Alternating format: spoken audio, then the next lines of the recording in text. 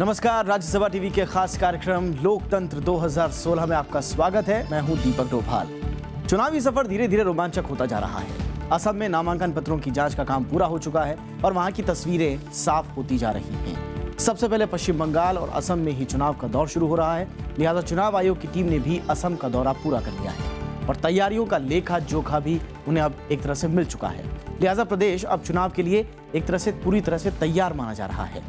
आज के बुलेटिन में हम आपको असम के साथ साथ पश्चिम बंगाल की सियासी तस्वीरें दिखाएंगे और बताएंगे कि केरल और तमिलनाडु में गठबंधन को लेकर क्या मशक्कत की जा रही है। लेकिन सबसे पहले एक नजर आज की चुनावी सुर्खियों पर। चुनाव आयोग का असम दौरा पूरा। सांप्रदायिक सौहार्द कायम रखने के लिए आपराधिक तत्वों से निपटने पर जोर, सुरक्षित और निष्पक्ष मतदान का भरोसा।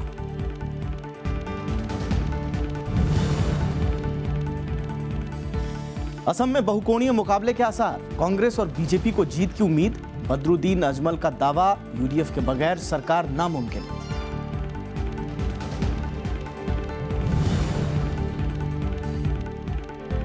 केरल में एलडीएफ को झटका, फिल्म स्टार केपीएससी ललिता का सीपीएम उम्मीदवार के तौर पर नामांकन वापस, स्वास्थ्य कारणों का दिया हवाला।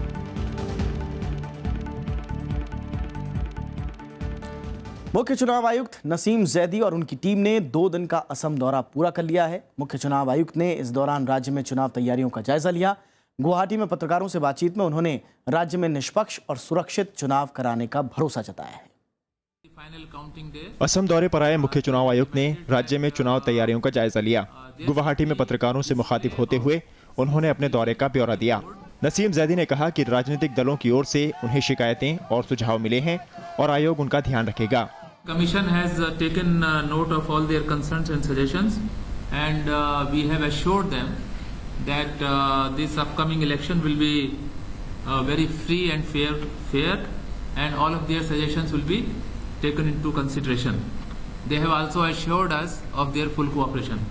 मुख्य चुनाव आयुक्त ने इस दौरान राज्य के अलग अलग विभागों के अधिकारियों से भी मुलाकात की। उन्होंने जिला अधिकारियों को संवेदनशील जगहों की नए सिरे से पहचान करने के निर्देश दिए हैं। We have asked the district authorities that they must undertake the fresh review and fresh assessment of vulnerable locations. Vulnerable locations are the locations where people from weaker section, scheduled caste, scheduled tribes live, and that will be the focus of the election commission, or any other area where voters generally feel intimidated or feel threatened. मुख्य चुनाव आयुक्त के मुताबिक इस दौरान राज्य में 32,000 से ज्यादा लाइसेंसी हथियारों में से 23,000 हथियार जमा करा लिए गए हैं। चुनाव आयोग का खास जोर आपराधिक तत्वों की पहचान पर भी है। चुनाव प्रक्रिया शुरू होने से पहले राज्य में 44,000 से ज्यादा गैर जमानती वारंट लंबित थे, जो अब केवल 4,500 ही बचे हैं। इस दौरान 5 लाख लीटर से ज्यादा की शराब जब्त की गई है। डीएम और एसपी को थाना स्तर पर आपराधिक तत्वों की पहचान करने को कहा गया है। आयोग ने वोटरों की सुरक्षा के लिए डीएम और एसपी को व्यक्तिगत रूप से जिम्मेदारी लेने का निर्देश भी दिया है। चुनाव आयोग का जोर चुनाव के दौरान सामाजिक और सांप्रदायिक समरसता बनाए रखने पर होगा। आयोग के मुताबिक ग्रामीण इलाकों में हर बूथ और शहरी इलाकों में ज्यादातर पोलिंग स्टेशन पर केंद्रीय पुलिस बल की तैनाती की जाएगी। Bureau report, Rajya Sabha TV. और असम में नामांकन पत्रों की जांच का काम भी पूरा हो गया है। दोनों चरणों के लिए नामांकन भरने की तारीख सोमवार को ही खत्म हो गई थी। प्रदेश में अब हर पार्टी की तरफ से दावेदारी ज्यादा साफ होकर उभर रही है। बीजेपी और कांग्रेस दोनों का ही दावा है कि प्रदेश में उनकी सरकार बनेगी, लेकिन एआईयूडीएफ खुद को किंग मेकर की भूमिका में देख रही है। असम में दूसरे दौर की 61 सीटों के लिए नामांकन पत्रों की जांच पूरी हो गई है। 11 अप्रैल को होने वाले चुनाव के लिए 176 उम्मीदवारों ने पर्चे भरे, जबकि पहले दौर में 561 उम्मीदवार मैदान में हैं। पहले दौर के लिए 25 निर्दलीय उम्मीदवारों ने आखिरी दिन अपना नाम वापस ले लिया। मुख्यमंत्री तरुण गोगोई जोरहट जिले की तीतराबार सीट से और यूडीएफ अध्यक्ष बदरुद्दीन अजमल दक्षिणी सरमारा सीट से मैदान में हैं। मुख्यमंत्री तरुण गोगोई को उम्मीद है कि जनता उन्हें लगातार चौथी बार प्रदेश की कुंजी थमाएगी। स्थिति अच्छा है, सब लोग देख रहा है, जहाँ आसाम का स्थिति अच्छा है और इम्प्रूव हो रहा है और हम लोग बहुमत से हम लोग जीतेगा। हम इसीलिए हम अलायंस में नहीं कर रहे हैं। स्थानीय निकाय चुनाव की जीत से उत्साहित बीजेपी को इस बार असम में काफ़ी उम्मीदें हैं। पिछले चुनाव में बीजेपी को असम में महज 5 सीटें ही मिल पाई थी, लेकिन असम गण परिषद से हाथ मिलाने के बाद बीजेपी का दावा है कि प्रदेश में वो सरकार बनाने में कामयाब हो जाएगी। For the bigger cause of the state of Assam, people of Assam want BJP with other allies to fight with a strong, determination, so that we can defeat both the bigger enemy of Assam, Congress and AUDF. हालांकि कांग्रेस और BJP के बीच एक और party है AIUDF, जो असम में निर्णायक भूमिका निभा सकती है। बीते चुनाव में ये प्रदेश की दूसरी बड़ी पार्टी थी। बदरुद्दीन अजमल की अगुवाई वाली UDF का दावा है कि प्रदेश में उनके समर्थन के बगैर इस बार सरकार नहीं बन सकती। वो हमारा होम सीट है, वो पॉलिटिकली होम सीट है, इसलिए वहीं से मैंने नॉमिनेशन भरा। सरकार जो भी बनाएगा वो UDF को छोड़कर नहीं बना पाएंगे। गठबंधन के नए समीकरण ने असम की राजनीति को दिलचस्प बना दिया है। पहले दौर के मतदान में 2 हफ्ते से भी कम समय बचा है। ऐसे में राजनीतिक बढ़त हासिल करने में कोई कोर कसर नहीं छोड़ी जा रही। Bureau report, Rajya Sabha TV. और इससे पहले कि असम के चुनावी समीकरणों पर बात करें, थोड़ा पश्चिम बंगाल की भी बात कर लेते हैं, जहां पुरुलिया जिले से चुनावी रंगों की अलग अलग तस्वीरें सामने आई हैं। जिले की 9 विधानसभा सीटों के लिए जहां एक और प्रचार जोरों पर है, तो हर दल का प्रत्याशी नए नए तरीकों से जनता के सामने अपने वादे रख रहा है। कोई संगीत के जरिए अपना संदेश जनता में पहुंचा रहा है, तो कोई नृत्य कलाओं के जरिए अपनी बात कह रहा है। हर पार्टी अपनी अपनी जीत का दावा ठोकती है।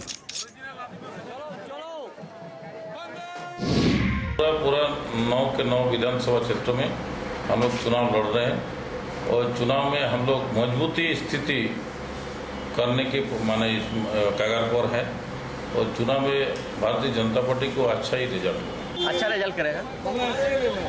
2011 साल में जैसा रिजल्ट हुआ उससे अच्छा रिजल्ट होगा इस बार। लेफ्ट कांग्रेस एक से गठबंधन किया है, लेकिन उस गठबंधन का प्रभाव वन लेवल में कोई पड़ेगा नहीं। इसका कोई प्रभाव नहीं पड़ेगा। इसमें 9 सीट में हम महाजोट जो है महाजोट गठबंधन चुनाव में लड़ रहा है और हम लोग का आशा है कि 9 के 9 सीट ये गठबंधन जीतेगा, गठबंधन का उम्मीदवार। और इस वक्त हमारे साथ नॉर्थ ईस्टर्न के एडिटर दीपक दीवान साहब जुड़ चुके हैं, उनसे हम बातचीत करते हैं। सर, बहुत बहुत स्वागत है आपका। असम की सर मैं बात करूंगा तो असम में फिलहाल जो बदरुद्दीन अजमल की जो पार्टी है UDF, उसका क्या अभी स्टैंड लग रहा है इस पूरे चुनाव में? उनकी स्थिति कितनी मजबूत है या कितनी निर्णायक साबित हो सकती है, खासतौर पर बीजेपी और दूसरी तरफ जो कांग्रेस का कोण है? देखिए, अगर आप पिछले जो चुनाव हुए थे विधानसभा के, उसका रिजल्ट देखें तो उसमें कोई शक नहीं है कि ये दूसरी पार्टी थी। इनकी 126 में से सिर्फ 18 सीटें जीती थी और पिछले चुनाव में भी इन्होंने कहा था कि उनके बिना कोई सरकार नहीं बना पाएगा। अब देखते हैं इस बारी उनका दावा कितना उभर के आता है। देखिए, असम में जो इलेक्शन है वो मेनली जो बीजेपी गठबंधन है, AGP बोडो पीपल्स फ्रंट उनके साथ है और उधर कांग्रेस अकेली लड़ रही है। जैसे अभी तरुण गोगोई जी ने कहा कि हमको पूरा कॉन्फिडेंस है और इसलिए हमने किसी के साथ अलायंस नहीं किया। मैं बताना चाहूँगा कि अलायंस के लिए कोई पार्टी ही नहीं है उनके पास। देखिए, AUDF की जो राजनीति है वो पूरी मुस्लिम को लेके है और ये वो मुस्लिम्स हैं जो IMDT एक्ट जब स्क्रैप हुआ था उन्होंने कांग्रेस को ब्लेम किया था कि आपकी सरकार होते हुए सुप्रीम कोर्ट ने इसको स्क्रैप कर दिया। अब वो IMDT एक्ट जो था वो ऐसा बना हुआ था कि उनको प्रोटेक्शन मिलती थी इलीगल माइग्रेंट्स को उनसे। तो उसके बाद बदरुद्दीन अजमल उभर के आए और उन्होंने उनको इनकैश किया। तो कांग्रेस और AUDF का तो अलायंस कभी हो ही नहीं सकता है। अब ये बात ठीक है उनकी कि जी उनका बिना सरकार नहीं बनेगी, ये सब नतीजे जब आएंगे उसके बाद की बात है। अगर ये BJP, BAPF और AGP अलायंस खुद ही सीट लाने में कामयाब होते हैं तो मेरे ख्याल से पिछली बार की तरह इस बार भी बदरुद्दीन अजमल जी को वैसे ही बैठना पड़ेगा। और वोट पोलराइजेशन को लेकर कितना इंपॉर्टेंट मानते हैं आप AIUDF को, खासकर जब बीजेपी इतना स्ट्रांगली लड़ रही है? एक तरह से स्टेक सबसे बड़ा आसाम में है बीजेपी का, इतने एग्रेसिवली शायद ही लड़ पाई हो। मैं एक चीज़ यहाँ बताना चाहूँगा कि ऐसे नहीं है कि सारे ही मुस्लिम जो हैं वो बदरुद्दीन अजमल जी की पार्टी को सपोर्ट कर रहे हैं। अच्छा, जो असम के ओरिजिनल मुस्लिम्स हैं इस बारी वो भी बीजेपी को सपोर्ट कर रहे हैं, क्योंकि वो भी चाहते हैं कि ये जो इलीगल माइग्रेंट की वजह से जो उनके ऊपर निशाना साधा जाता है गलती से, वो ना हो। तो यानी कि कांग्रेस अलग थलग पड़ गई फिर तो एक तरह से। बिल्कुल ऐसा ही लगता है। अब देखिए, अब ये इलेक्शन जो है इसमें आप देखें, अगर बीपीएफ की कंफर्म्ड 12 सीट्स हैं जो बोडो एरियाज में हैं, उसके साथ लगा हुआ जो इलाका है उसमें अगर ये कैंपेनिंग ठीक से होती है तो उसका भी प्रभाव वहाँ पड़ेगा और उनकी 12 से 14 या 16 सीट तक हो सकती हैं। अच्छा, तो एजीपी जो पिछली बार 10 सीट पे जीत के आई थी, इस बार अलायंस का फायदा उनको जरूर मिलेगा। एजीपी भी अपनी सीट बढ़ाएंगे और उधर बीजेपी का अपना जो है, आप ये मत भूलिए कि पिछले लोकसभा चुनाव में असम की 14 सीटों में से 7 सीटें बीजेपी जीती थी, आधी। तो उसका कुछ मायना है, उनके वोट बैंक है। और निकाय चुनाव में भी अच्छा प्रदर्शन किया बीजेपी जी। और दूसरी बात ये देखिए, अभी जो पिछली बार अभी प्रधानमंत्री गए थे जी पिछले महीने ही, उन्होंने जो गैस क्रैकर प्रोजेक्ट का इनॉग्रेशन किया है, वो एक हर एसएमईज का ड्रीम था। जो 25 साल पहले जिसकी नींव रखी गई थी, वो आज इस साल जाके शुरू हुआ है। तो उससे नेचुरली जो एम्प्लॉयमेंट है, यूथ जो है वो देखते हैं। फिर दूसरा, वो टी गार्डन एरिया में जो टी लेबर की प्रॉब्लम है, उस पर भी प्राइम मिनिस्टर ने एक पैकेज अनाउंस किया। नया पैकेज नहीं है, उन्होंने ये कहा था कि जो स्कीम्स हैं इनके लिए, इनकी पढ़ाई के लिए, इनके रहने की व्यवस्था के लिए, इनकी यानी कि हेल्थ प्रॉब्लम जो हैं, जो नहीं इम्प्लीमेंट की गई हैं अभी तक, वो इम्प्लीमेंट होंगी। यानी कि कुल मिला के एक तरह से मतदाताओं को लुभाने की, रिझाने की कोशिश जरूर की है, लेकिन कांग्रेस की चुनौती को दरकिनार नहीं किया जा सकता। एंटी इनकम्बेंसी फैक्टर जरूर हो सकता है, लेकिन कांग्रेस की चुनौती अभी बरकरार है, ये माना जा रहा है। बहुत बहुत शुक्रिया सर वक्त निकालने के लिए और इस तमाम विश्लेषण के लिए। चलिए हम आगे बढ़ते हैं। पश्चिम बंगाल की बात। पश्चिम बंगाल, असम, तमिलनाडु, केरल और पुदुचेरी में चुनावों से पहले राजनीतिक पार्टियों के गठबंधन पर सबकी नजरें टिकी हुई हैं, जो आने वाले चुनाव में सत्ता का दरवाजा खोलने में हर पार्टी के लिए अहम साबित हो सकता है। आइए एक नजर डाल लेते हैं किस राज्य में अब तक किस किस पार्टी ने आपस में हाथ मिलाया।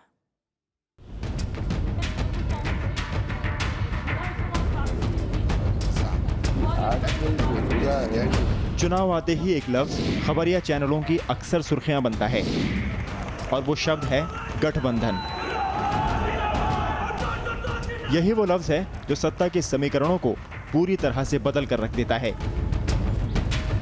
कुछ महीने पहले हुए बिहार के विधानसभा चुनाव इसकी जीती जागती मिसाल थी। अब एक बार फिर से चुनावों की दस्तक हो चुकी है, लिहाजा राजनीतिक पार्टियों के बीच गठबंधन ने जोर पकड़ लिया है। पिछले कई महीनों से सत्ताधारी तृणमूल कांग्रेस को मात देने के लिए कांग्रेस और वाम दलों के एक साथ आने के कयास लगाए जा रहे थे। खबर थी कि ममता बनर्जी को हराने के लिए कांग्रेस और वाम दल एक मंच पर आ सकते हैं। हालांकि अब वाम दलों के नेता ऐसे किसी भी गठबंधन से इनकार कर रहे हैं। वहीं सत्तारूढ़ टीएमसी ने भी अकेले विधानसभा चुनाव लड़ने का फैसला किया है, जबकि बीजेपी भी बंगाल में अकेले ही चुनाव लड़ने जा रही है। बिहार की तर्ज पर असम विधानसभा चुनाव में भी महागठबंधन का आगाज हो गया है। असम की दूसरी बड़ी पार्टी AIUDF ने जेडीयू और आरजेडी से हाथ मिला लिया है। हम लोग सारे लोग मिलके बीजेपी को असम से आउट करना चाहते हैं और यही हमारा मेन उद्देश्य है। जिस तरीके से बिहार में आउट किया गया, जिस तरीके से दिल्ली में आउट किया गया, इसी तरीके से असम में एक महागठबंधन बना के हम लोग शुरू से ये चाह रहे हैं। 15 साल से असम की सत्ता पर काबिज कांग्रेस जहां यूनाइटेड पीपुल्स पार्टी यानी यूपीपी के साथ मिलकर चुनाव लड़ेगी, तो वहीं बीजेपी ने असम गण परिषद और बोडोलैंड पीपुल्स फ्रंट से हाथ मिला लिया है। सत्ताधारी AIADMK को चुनौती देने के लिए DMK और कांग्रेस एक बार फिर साथ आ गई हैं। जयललिता को सत्ता से बाहर करने के लिए दोनों पार्टियों ने आपसी मतभेद खत्म कर एक साथ चुनाव लड़ने का फैसला किया है। माना जा रहा है कि बीजेपी राज्य में अपनी मौजूदगी दर्ज कराने के लिए छोटे दलों से गठबंधन कर सकती है। केरल में कांग्रेस की अगुवाई में UDF चुनावी मैदान में है, जबकि दूसरी तरफ CPM की अगुवाई में वाम दलों का LDF मोर्चा है। बीजेपी ने क्षेत्रीय पार्टी भारतीय धर्म जनसेना से गठबंधन किया है। पुडुचेरी में केंद्र सरकार के समर्थन वाली ऑल इंडिया NR कांग्रेस की सरकार है। NDA एक बार फिर से यहां जीत का दावा ठोकेगी। जबकि कांग्रेस अपनी खोई हुई जमीन वापस पाने की कोशिश करेगी। Bureau report, Rajya Sabha TV. और इस बीच केरल में विधानसभा चुनाव से ठीक पहले सीपीएम को एक झटका लगा है। केरल की मशहूर फिल्म स्टार केपीएससी ललिता ने अपना नामांकन वापस ले लिया है। ललिता सीपीएम के चुनाव चिन्ह पर वडकनचेरी विधानसभा सीट से उम्मीदवार थी। हालांकि सिनेस्टार का कहना है कि उन्होंने स्वास्थ्य के चलते अपना नामांकन वापस लिया है, जबकि खबर यह भी है कि स्थानीय कार्यकर्ता उनके नामांकन के खिलाफ पिछले कई दिनों से विरोध कर रहे थे और इस बाबत त्रिसूर जिले में कई विरोध प्रदर्शन भी हाल ही के दिनों में हुए थे। सीपीएम के लिए केरल विधानसभा चुनाव के लिए केपीएससी ललिता का एक बड़ा चेहरा उनको माना जा रहा था। फिलहाल पार्टी आलाकमान को नामांकन वापसी की जानकारी दे दी गई है। और अगर तमिलनाडु की बात करें तो यहाँ विधानसभा चुनाव में करुणानिधि की डीएमके ने डीएमडीके से गठबंधन की आस अभी भी नहीं छोड़ी है। पार्टी के मुताबिक डीएमडीके से गठबंधन के लिए बातचीत अभी भी चल रही है। दरअसल कुछ दिन पहले ही विजयकांत की पार्टी डीएमडीके ने घोषणा की थी कि वो अकेले ही चुनाव में उतरेगी। हालांकि डीएमके अध्यक्ष एम करुणानिधि ने कहा कि डीएमडीके से बातचीत चल रही है और उन्हें विश्वास है कि पार्टी से गठबंधन जरूर हो जाएगा। डीएमके के अलावा बीजेपी और 4 दलों का जो गठबंधन है यानी कि पीपल्स वेलफेयर फ्रंट डीएमडीके को अपनी पाले में लाने की लगातार कोशिशें कर रहा है। वैसे इस बार डीएमके ने कांग्रेस और आईयूएमएल और एमएमके जैसी मुस्लिम जनाधार वाली पार्टियों से चुनावी समझौता किया है। हालांकि सीट बंटवारे को लेकर अभी भी स्थिति साफ नहीं हुई है। इस बीच डीएमडीके के साथ गठबंधन की संभावना तलाशने के लिए बीजेपी अध्यक्ष अमित शाह भी बुधवार को तमिलनाडु जाएंगे। लोकसभा चुनाव में बीजेपी और डीएमडीके ने साथ साथ चुनाव लड़ा था, लिहाजा बीजेपी को उम्मीद है कि इस बार भी दोनों पार्टियां साझे तौर पर बाकी पार्टियों को चुनौती देंगी। और इस वक्त हमारे साथ केरल और तमिलनाडु की राजनीति पर बातचीत करने के लिए सच्चिदानंद मूर्ति, स्थानीय संपादक द वीक मौजूद हैं। सर, बहुत बहुत स्वागत है आपका। शुरुआत तमिलनाडु से ही करेंगे।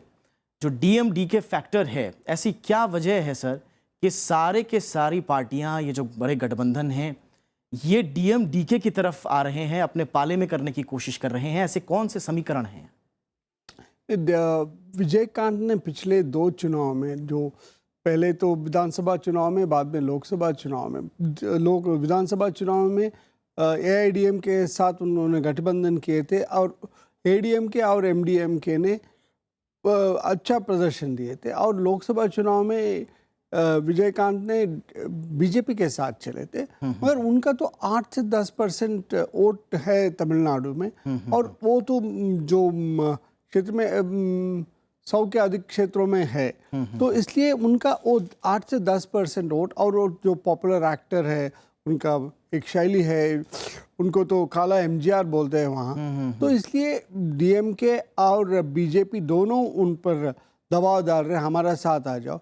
मगर विजयकांत का एक शर्त है, आप घोषित करो मैं मुख्यमंत्री होना है। अच्छा। तो मैं उसको, तो मेरा ये एम्बिशन है, मैं मुख्यमंत्री बनना चाहता हूँ। मगर वहाँ डीएमके में तो करुणानिधि का नाम बताया है पार्टी ने, इस बार भी उनका मुख्यमंत्री कैंडिडेट बनाएंगे। बीजेपी को कोई कैंडिडेट नहीं, मगर बीजेपी तो वो गठबंधन में नंबर 1 पार्टी होना चाहते हैं, तो मगर विजयकांत बोल रहे मुझे ज़्यादा सीट मिलना है, इसलिए ये चर्चा चल रही वहाँ। चलिए, अच्छा सर, थोड़ा केरल की तरफ अगर आएँ, ये जो हालिया जो डेवलपमेंट हुआ है, सीपीएम की तरफ से केपीएससी ललिता ने नॉमिनेशन किया, उसके बाद उन्होंने नॉमिनेशन वापस ले लिया। कितना बड़ा आपको लगता है, कितना बड़ा सेटबैक है ये सीपीएम के लिए, एलडीएफ के लिए?